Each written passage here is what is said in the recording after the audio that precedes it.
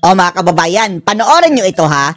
In 3, 2, 1, boom! Paling! Oh! Ay, pag ganyan-ganyan pa mga kababayan, oh! Ping! Oh!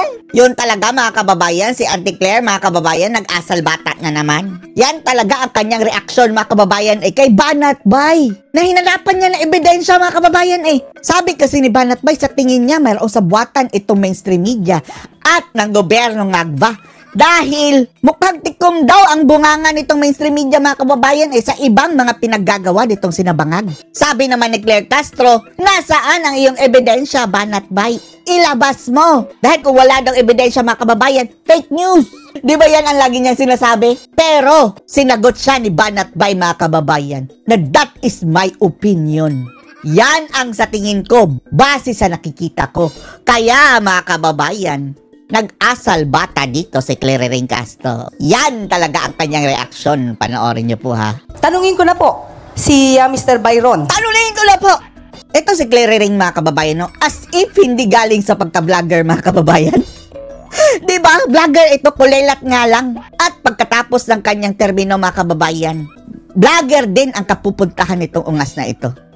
Ngayon mga kababayan, andun sa mainstream media. Siya pa ang panelist mga kababayan, animal.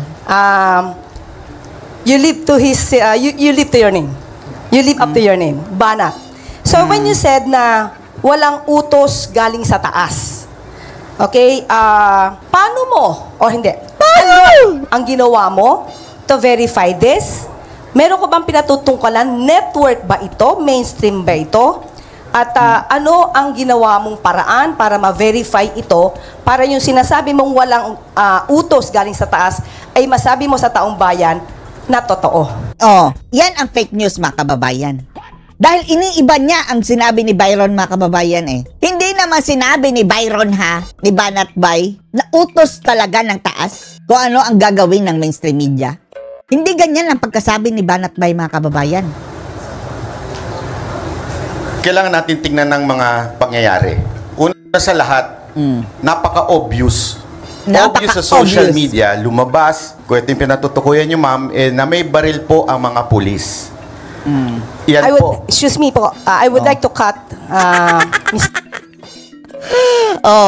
yan palang mga kababayan. Dahil nasa pool siya mga kababayan sa example ni Banat Bay, kinat agad. Sir Byron, Apa. my only question is, ano ang ginawa mo to verify na walang galing na utos o walang utos na galing sa taas? We don't have to mention the event. I just want to know ano yung ginawa mo para malaman mo kung may katotohanan na walang utos sa taas. Anong pinagsasabi mo?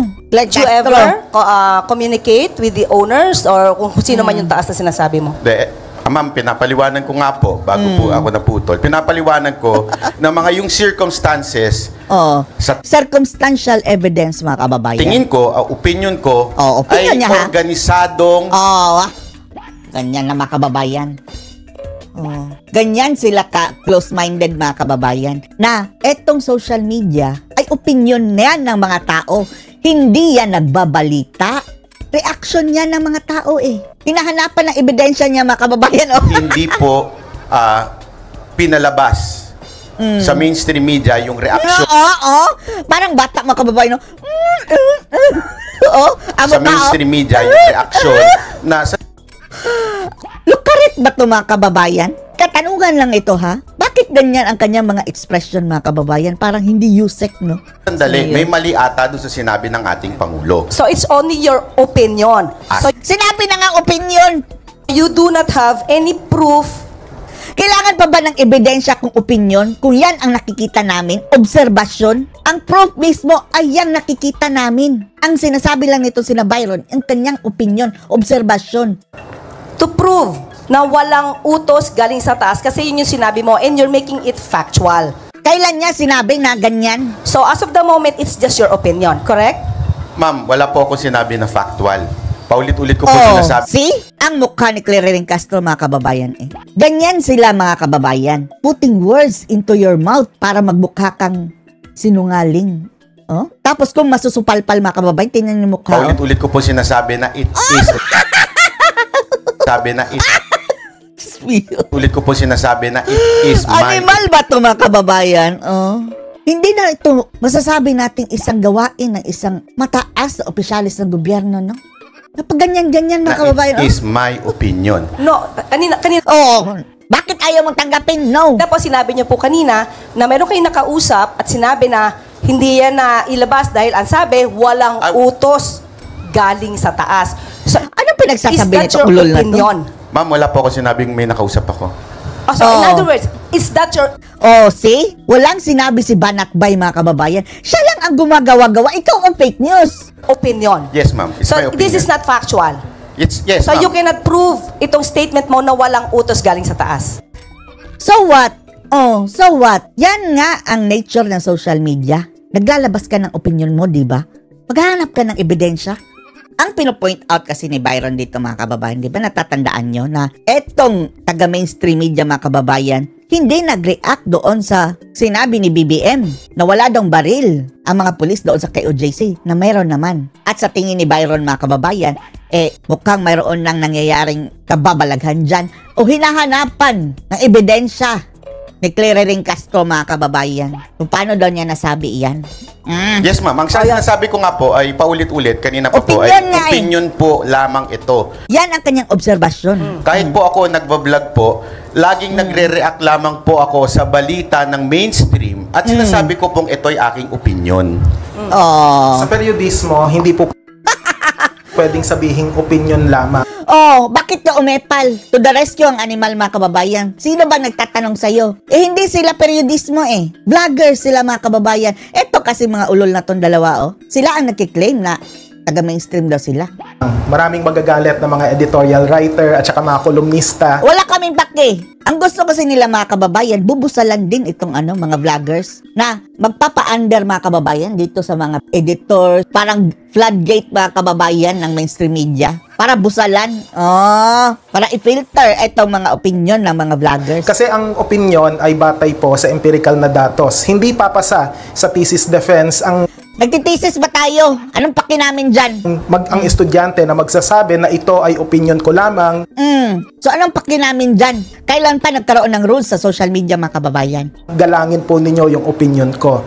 Maling-mali po na ang Wow, datos maling-mali. Sino ba to? Ay, eto pala yung tinatawag na araw, mga kababayan, Araw na, parang ay isang ang mga pinagsasabi, mga kadiliman. tabi para lang maglahad ng opinion para makapag-chase ng clout at makapag-chase ng viewers. Salamat! Pero Salamat pa. ang tanong ko po, ibig po bang sabihin nun, bawal na magbigay ng opinion sa social media? Hindi bawal pero mali.